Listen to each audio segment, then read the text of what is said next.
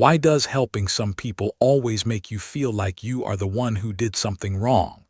Why does your generosity sometimes turn into an unspoken debt of resentment? There is a cold, brutal psychological truth behind this. Arthur Schopenhauer warned that indiscriminate generosity is not a virtue. It is blindness. In this video, we look at the 5 types of people you must never help, and how to protect your life from their chaos. Let's start with the first type, the one who drains you completely. 1. The perpetual victim. Look at the philosopher David Hume. When his colleague Jean-Jacques Rousseau was exiled and homeless, Hume helped him. He brought Rousseau to England, rented him a beautiful country house, and secured him a royal pension. But Rousseau was a man of pure self-pity. He always saw himself as the world's tragic victim.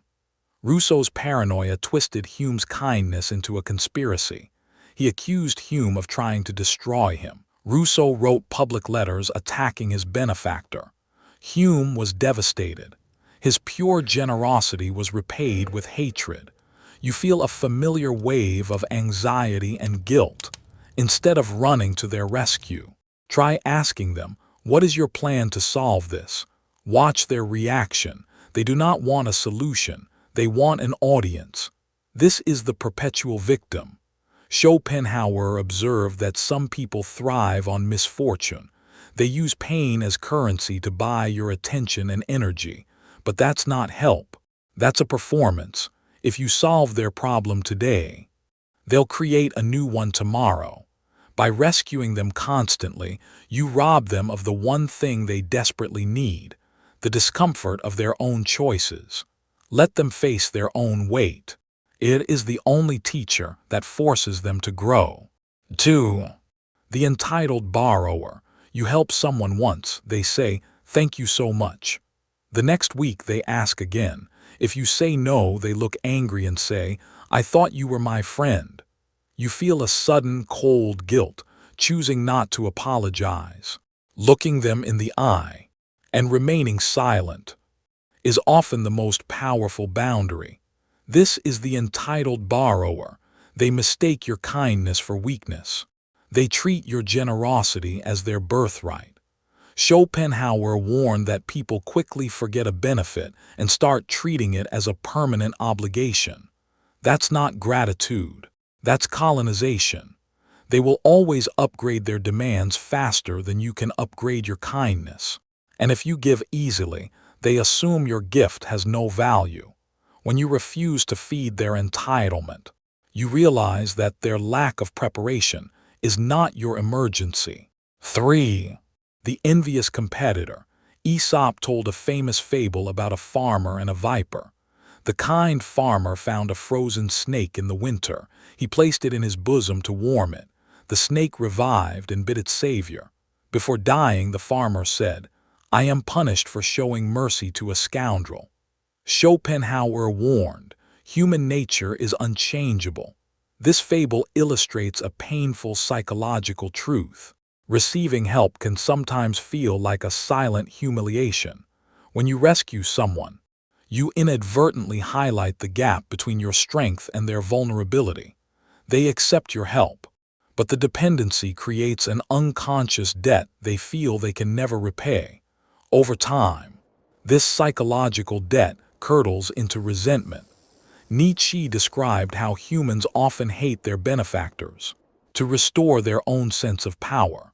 Your discipline and growth act as a silent mirror to their stagnation, turning your help into their insecurity. Helping someone who resents your strength will never earn their gratitude. It only deepens the gap they hate you for. 4. The Unchangeable Fool. Consider the philosopher Seneca and Emperor Nero. Seneca spent 15 years teaching Nero philosophy, self-control, and virtue. He wanted to save Nero from his cruel nature. But character is immutable. Nero went mad and ordered Seneca to commit suicide. You feel the exhaustion of doing double the work. Sometimes, the only constructive choice is to walk away and let them fail. This is the unchangeable fool. They refuse to learn. They use their incompetence as a weapon to make you do their work. This is weaponized incompetence. Schopenhauer wrote that character is inborn and constant. You can't educate someone who's determined to remain ignorant.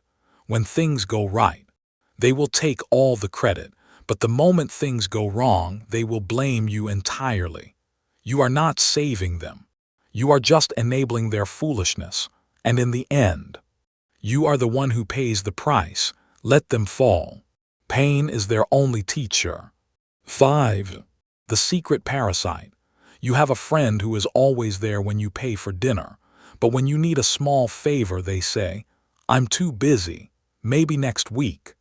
You feel the cold chill of exploitation. Watch their actions, not their words. This is the secret parasite. They drain your energy, your status, or your money, and they contribute nothing. By keeping a parasite close, you stand close enough to inherit their consequences and bankrupt your own reputation.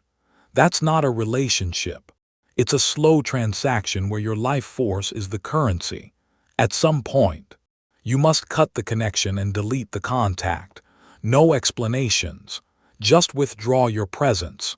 Your energy is a premium fuel, and it is far too valuable to waste on those who only want to watch it burn. The psychology of boundaries. Refusing to help certain people is not a sign of cruelty. It's a necessary act of self-preservation. Some people operate on a toxic dynamic. They need your energy to survive their own chaos. Refusing to help them doesn't mean you hate them. It means you respect your own life too much to drown with them.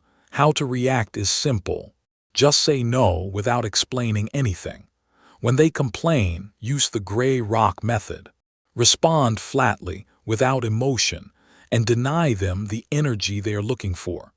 Never offer advice when no one asked for it, because that only pulls you deeper into their spiral. Stay alert enough to recognize when someone's incompetence is being weaponized to make you carry their load. And above all, remember that you are not anyone's savior. Helping someone who only uses your kindness as a shield from their own consequences is not virtue, it is enablement. You cannot save someone from themselves, and you cannot build a life while constantly rebuilding theirs. Sometimes, the most compassionate thing you can do is to step back, let them face their own storms, and save yourself instead. If you want to understand psychology and Schopenhauer's philosophy, subscribe now. Understand human nature and take back control of your life.